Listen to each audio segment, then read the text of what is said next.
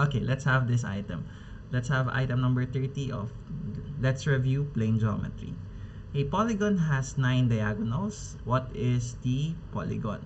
So take note of this question kasi ang keyword natin dito is diagonals, not the sides. So baka mamaya pagka nakita nyo yung problem na to, you will say, oh, it's nonogram. But take note, the question or the given is we're given the diagonals of the polygon. So how do we solve this? So to solve this, kailangan natin yung formula for the number of diagonals of a polygon. Ayan. So ito yung formula niya. So n times n minus 3 all over 2. Now take note, n here will serve as the number of sides. Okay? Number of sides. Now, paano natin makukuha yan kung ang given ay yung diagonal? So, yung result nito will be equal to 9. So, let's try to solve this using solving equations. So, ang gagawin muna natin is we will remove the denominator by multiplying both sides by 2. So, makakancel natin yung 2 dito. And 9 times 2, that is equal to 18. Then we perform the distributive property, multiply n to n and negative 3. That will give us n squared minus 3n. Then, yung kabilang side is 18. We will add both sides or subtract both sides by 18. Okay, para makuha natin yung lahat ng terms sa one side and yung ititira natin sa kabila will be 0. So now that we have this, kaya natin siya kailangan i-ganito because we need to have or to make this as a quadratic equation na naka-standard form. Okay?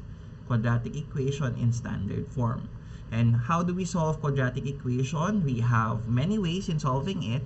One is quadratic formula, yung mahabang formula, or we can perform factoring. Pero ang best option natin is factoring.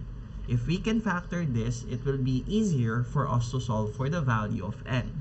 So ang factor nito, okay, since this is n squared, okay, we will apply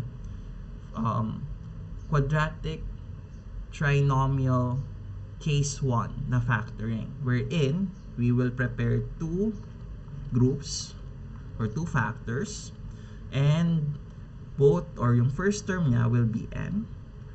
We will think of factors of negative 18 na pag inad natin, the answer is negative 3. So ano yung mga factors ni negative 18 na pag inad natin is negative 3 yung sagot. That would give us positive 6 and negative 3. So yun yung magiging factors natin. So n minus 6 and n plus 3. Now that we have the factors of this quadratic equation, we will now proceed to our next step, which is to equate each factor to 0 and solve for n, para mas madali na siyang makuha. So n is equal to 6 and the other n is equal to negative 3. Now, sir, ano yung makukuha nating tamang sagot dito? Ano yung dapat maging sagot natin? Since dalawa yung sagot. Obviously, since we're dealing with plane geometry, the number of sides cannot be negative. So, automatic ito, hindi na pwede. Yung makukuha lang nating final answer will be n being equal to 6, which is, anong type of polygon? Polygon with 6 sides is called hexagon. So, the answer to this question will be letter B, and that's it. Tada! Alright.